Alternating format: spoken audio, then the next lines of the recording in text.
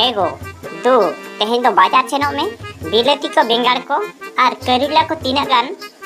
किरिंग अगुई में ताबन और तेहें दो इने को गेबन उतुन्योगा होय तबे गो इन नितोग इ सेनोआ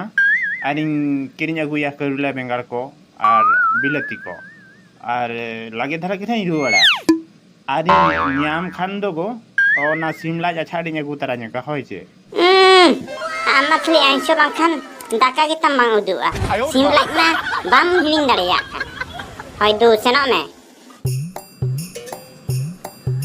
ऐसे साला बेंगाड़ बिलेती मा हुना को दाम किया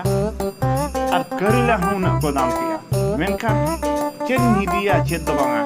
इन चेन हो बन बुझाव दाड़ेया और निया 900 টাকা তে চেদ হুইউआ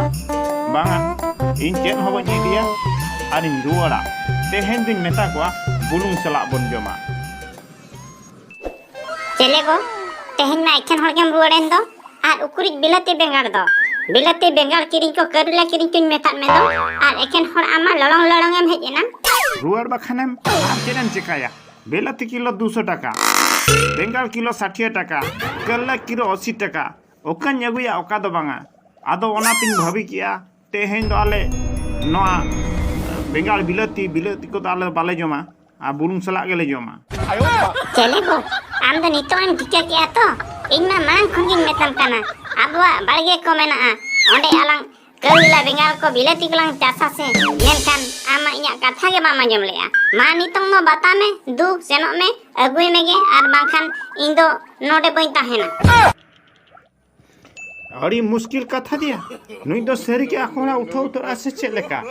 सारा नोमा जो तो इया भूल गे सारा मांग खंगे मेता दिन ताहेने चासलांग बोलिन चास लेते नुना असुविधा बांगा हापिन बुझा बिडो आया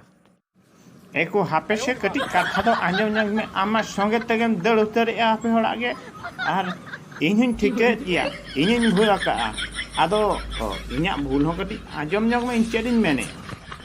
बांगा इन चेदिन आंजमा इन्या कथा तिना आंजमा का आर जदियम आंजमा एनखान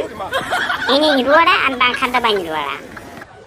होय गोपाला इनिन मेतात मिया इनिन आंजमा आमा कथाइन आंजमा आर इन तेन खन बाड़गे रे बिलेती बेंगाड़ मुड़ी जतो इन तसा आर आबो बिना किरिंग ते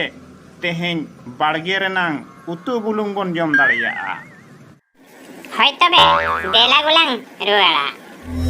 हापे ओनका दो बांगा गो मा मिद देव रेस्के ते कटी लांदा जंग में आयो रे मा